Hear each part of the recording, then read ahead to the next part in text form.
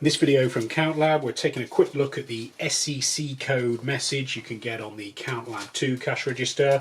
So in the video I'm going to generate the error message, show you how to get around it, and then explain a bit more about what's going on. So on this till, I've got the key in the REG position. I've got 0.00 on the display, and on the extreme left of the operator display I've got a little dot. That dot means that the cashier assignment is set. It's not the same as the receipt on off dot, so if you turn the receipt off you get another dot appear there, and if it's on you get no dot. But if you've got a dot over here, that means you've got cashier set up. So to use the till you have to log in. So if I try to log in now as operator 1, and get the SEC security code. So that all that message is telling you is that you need to put in the password to log in as Clerk 1.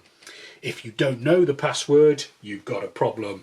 You can get round it by logging in as a different clerk, as long as that clerk doesn't have the passcode set up. So for example, on this machine I know that Clerk 8 doesn't have a passcode, so I can press 8 clerk, my number appears here, and that then enables me to pop through the transaction. If I turn the key round to the lock position and then back to REG, that has locked out or logged off operator 8. So I'm now going to get the same problem when I try and log in as operator 1. So to log in as operator 1, you press number 1 and then you enter the 6-digit security code for that operator.